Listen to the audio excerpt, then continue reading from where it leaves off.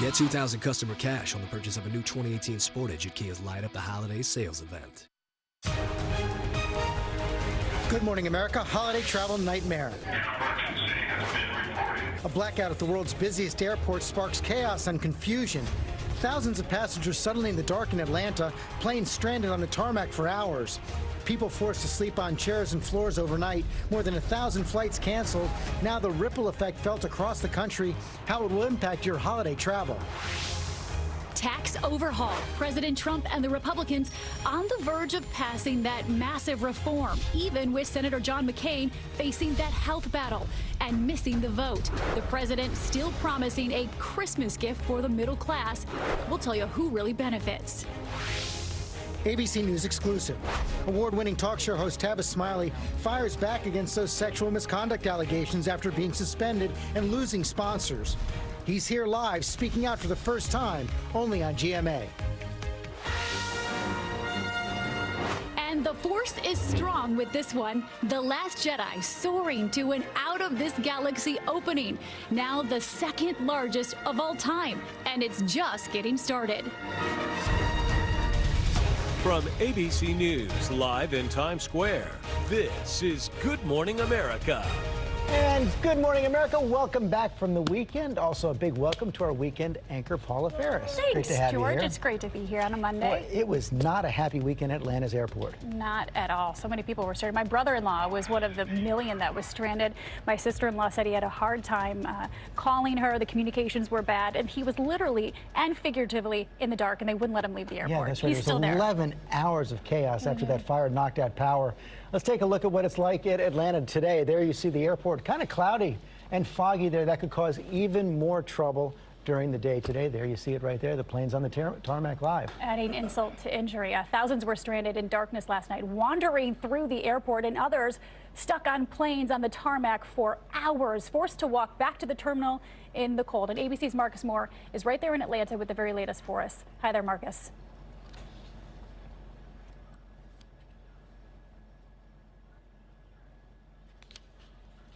With the chaos and frustration as the world's busiest airport goes dark. I just want to get home, just waiting. It's a nightmare. We have to go through the tunnels that are pitch black. Overnight, thousands trying to catch some sleep anywhere they can. Absurd. Like, people are sleeping on the floor like homeless people. I've never seen anything like this. Hundreds of planes stuck on the tarmac Sunday. They said we couldn't even flush the toilets because their water was below 20%. Emergency announcements echoing through the tunnels had many initially fearing terrorism. The lights flickered once. That was really scary. A couple minutes later, it went out again. Because we don't know the source of the fire, we have no way of absolutely knowing that our system may have been tampered with in order to create this kind of chaos and confusion. People using flashlights to shine a path through those dark passageways, frozen escalators packed with crowds, airport workers and volunteers helping the elderly and disabled to get around. We were literally carrying old people down the escalators. Finally, after 11 hours, a thunderous applause as Christmas lights start to flicker. The power finally back. It's like there is an end to this hell. The cause determined to be a fire in the substation. Noxious fumes then filled the tunnels, making it difficult to fight the fire. Everybody walk towards the center point. It took down the power system as well as the backup. This morning, Olympian Lolo Jones among those frustrated and stranded passengers, trying to figure out what to do next. And not only are they not booking us on an early flight tomorrow, it will be like almost another day before we get out of here. And George, I met a woman this morning whose flight doesn't leave until 9 o'clock tonight. She's been here at the airport since noon on Sunday. And this may not be over yet, as flights could be impacted through the weekend, George. Long day for a long week for so many people. Okay, Marcus, thanks very much. I want to show you some brand new photos now coming in of what the underground tunnel looked like as the fire broke out. That's what it looks like this morning. You see it right there. And we want to get more on all this now from the president and CEO of Georgia Power, Paul Bowers. Mr. Bowers, thank you so much for joining us this morning. Any indication now, any sense of how this all got started? George, right now we're going through a process of investigating what exactly happened. But right now we do know there was a failure in the switchgear that caused the fire that absolutely created an issue for us from our feeds from for this airport. Do we know if this was set deliberately? No, we do not know any of that right now. That's what the investigation is going to go through. But there's dual feeds, two separate redundant feeds to this airport. When that switchgear actually ignited, it created the flames that you saw in the pictures that impacted our cables, and the cables coming from two different directions. And that's what ultimately caused the outage at the airport. Well, yeah, I think that's what a lot of people are wondering about. How is it that both the main system and the backup system both failed? So you have 7 cables that come through this airport in one tunnel. And this tunnel is the feed source, if you will, for both directions. That switchgear itself sits on the bottom of that tunnel.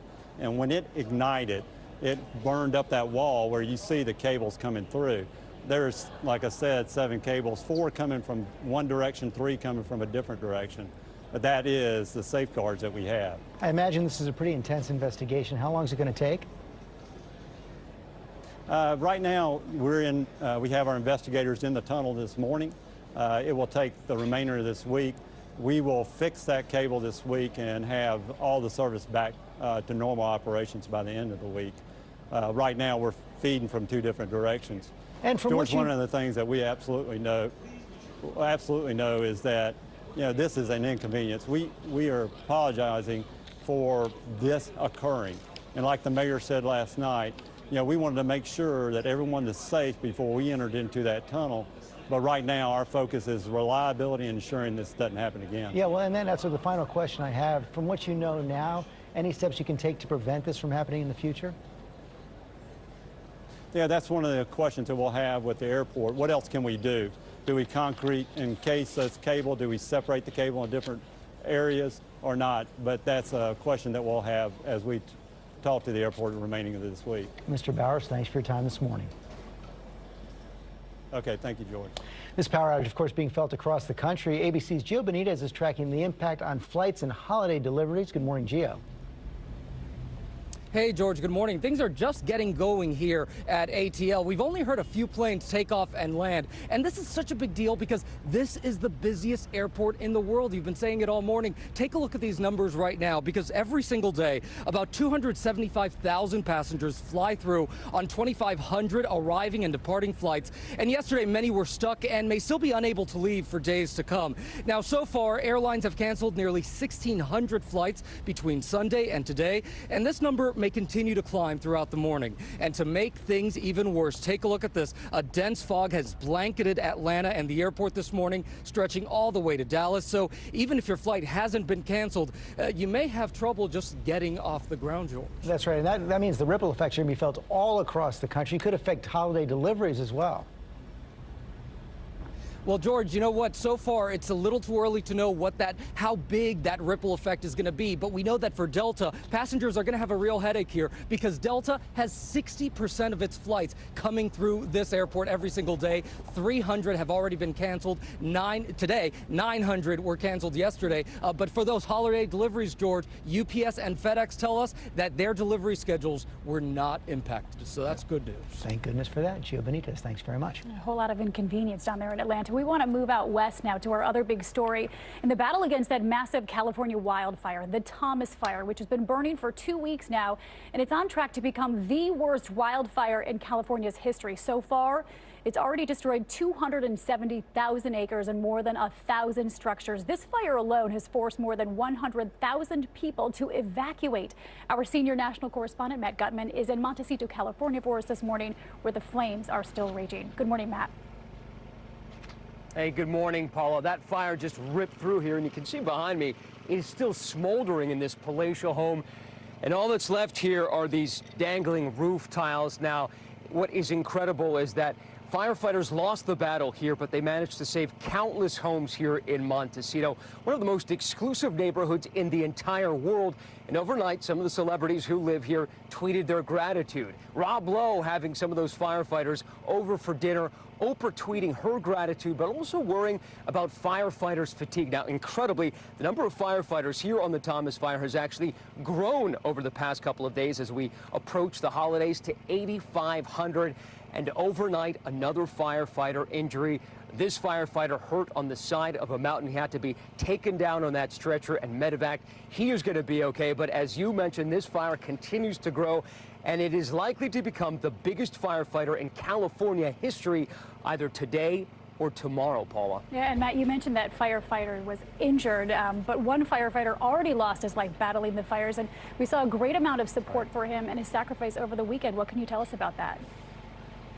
It's such a moving procession for engineer Corey Iverson. He was only 32. He left behind a pregnant wife and a young daughter, and you can see that procession moving through Southern California. Firefighters and regular folks saluting him, standing on those overpasses to pay their respects. Now, the Santa Barbara fire chief says that this is the perfect storm. There is wind, there is still single-digit humidity, and this fire just does not seem to want to relent.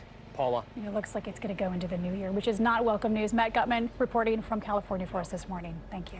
George? Okay, Paula, thanks. We're going to get the latest now on the Russia investigation. Amid new tensions between the Trump team and special counsel Robert Mueller, the president was asked overnight if he would fire Mueller. No, I'm not. No. What else? What, are you surprised? This comes after one of the president's lawyers claimed that Mueller unlawfully obtained emails from the Trump transition. Mueller's team dismissing the charge, and our senior justice correspondent Pierre Thomas in Washington with the story. Good morning, Pierre. George, good morning. You're right. Today, more evidence of increasing tension between special counsel Bob Mueller and attorneys representing the president and his interests. We've learned that Mueller's team has requested a series of emails sent by Trump transition officials this morning. And attorneys for the transition are crying foul and have sent letters to Congress alleging that the emails were illegally provided to Mueller.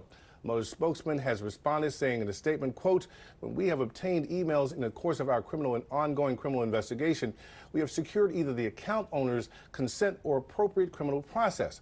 The debate comes after Trump attorneys last week pushed for the appointment of a second special counsel to look at Mueller's team, specifically whether there's bias, George. And Pierre, there could be a critical meeting this week in this investigation.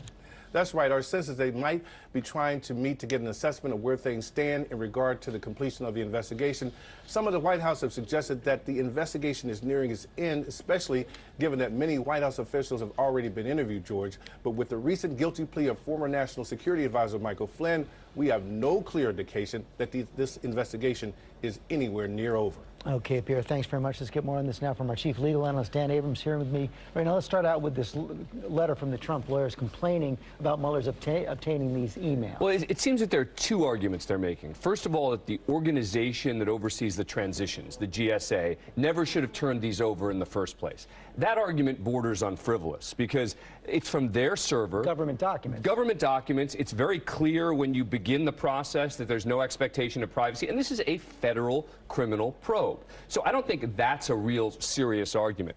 The number two argument is the documents that they did receive involve privileged documents. Then they cite all sorts of privileges, one of them which doesn't make any sense, which is this idea that somehow there was a presidential communication privilege. You're talking about the transition. He wasn't president. He hadn't even been president yet. The one that's potentially serious is attorney-client. And that's always very serious. And that's the idea that some of the documents that they obtained should be protected from by the attorney-client privilege. They're going to have to be very specific about what documents those were, very specific about who the lawyer was, et cetera. And we'll have to see. But even if something like that happens, the remedy is you can't use those documents. But this first step was more a public relations maneuver than a legal maneuver. I mean, the idea of going to Congress first makes it feel like a stunt. Because you're saying, oh, we want to make sure this doesn't happen again. Yet the next time there's a big issue about the presidential transition, we want to just make sure that, you know, that just doesn't make any sense. This was a statement from Trump's team to the public saying, we want you to know we think this whole process has been unfair. I think one of the most significant things of this letter is that the Trump team only found out about these emails this week. Yeah, well, look, and that does indicate that they are not doing a great job of staying in contact with people who they probably should be to determine exactly where the investigation is, because we're talking about something that happened months ago that they're only finding out about in the last week. Final question. This meeting between the Trump lawyers and Mueller's team, if it happens this week, significant? I think the only thing that could make it really significant would be whether the discussion is does Donald Trump come in and talk to Mueller's team? Otherwise, it's just a typical conversation between lawyers that I don't think is that significant. Dan Abrams, thanks very much. Paula? Thanks, George. It is a busy day in Washington. President Trump is set to give a major speech on national security. Congress, meantime, is preparing for that big vote on the Republican tax bill as early as tomorrow. So let's go to our senior White House correspondent, Cecilia Vega, for more. Good morning to you, Cecilia. Hey, Paula, good morning to you. You know what? The president said he wanted that bill on his desk by Christmas, and it looks like he's actually going to get it, setting him up for what really is going to be his first major legislative victory. So let's take a look at what it would do for so many of those deductions that so many American families claim. It would reduce the amount you can claim on your mortgage up to about $750,000. It also allows families to claim up to $1,400 per child on that child tax credit. Republicans really can't afford to lose many votes on this one. As you know, Senator John McCain is suffering suffering from that rare form of brain cancer. He is back home in Arizona in the wake of treatment, so he's expected to miss this vote. But Republicans, two key Republican senators, did end up flipping their votes from no's to yes on Friday, so it looks like this is all but a done deal. The president is calling this a big Christmas gift for middle-class families, but there's this nonpartisan congressional tax analyst that says that those who stand to benefit the most, Paula, are the rich and big corporations. Okay, moving on, Cecilia, today in Washington, the president's also going to lay out a new U.S. national security policy. So what can we expect? Yeah, so we've been talking to aides about this here. Two key headlines I want to tell you about. He is expected to call China a strategic competitor. He is also going to take a break from the Obama-era national security plan and not name climate change a national security threat. Every administration has to outline their plan by law to Congress. President Trump wants to make a big deal of it. Usually it's a not a very ceremonial event. Paula, this one's going to be a big speech for him. All right, Cecilia reporting from the White House this morning. Thank you, Cecilia. George? Thank you, Paul. We're getting some tips now for last-minute holiday shoppers. Christmas just a week away, and today may be your last attempt to ship those gifts without breaking the bank. Rebecca Jarvis here with the details. So what are the shipping deadlines? So, George, this year Christmas falls on a Monday, which means you have the full weekend to shop, but the deadlines come earlier for getting those shipments out. So if you look at things, today is one of the last days to get things out at the least expensive option. With UPS, for example, it's 3-day select. Today is your deadline. Tomorrow, Tuesday, December 19th, is the deadline for FedEx Express Saver and U.S. Postal Service First Class. Those are the cheapest options. So today and tomorrow are your cheapest options. Then Wednesday, December 20th, FedEx 2-day, UPS 2-day Air, and U.S. Postal Priority Mail. Those are the Wednesday options. They'll cost you a little more, but still get you there by Christmas. Then finally, on Thursday, December 21st, FedEx Overnight, UPS Next Day Air. And the last option really here is Friday, December 22nd,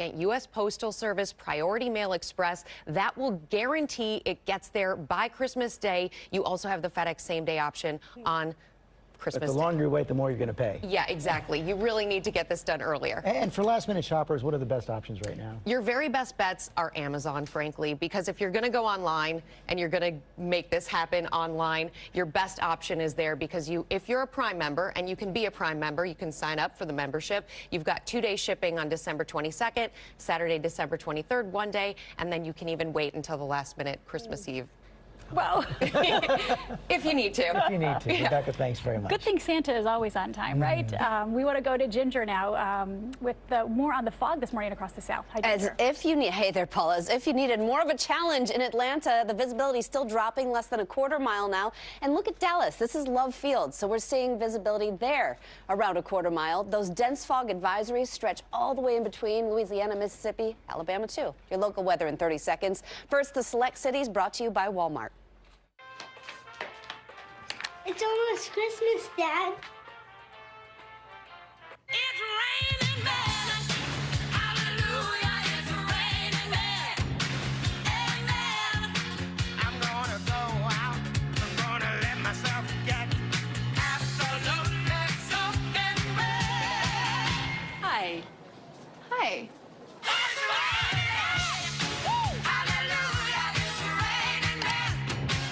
Good morning, Washington. Meteorologist Alex Liggett here on a very mild start to the work week. Temperatures today reaching the mid-50s under partly cloudy skies. Tonight in the 30s to lower 40s across the region. Check out Tuesday, though. Going to be about 15 degrees above average, 61 degrees for the forecast high. To round out the work week, well, winter is here Thursday. Remember the winter solstice at 11:28. Back to around 50 degrees on Wednesday. More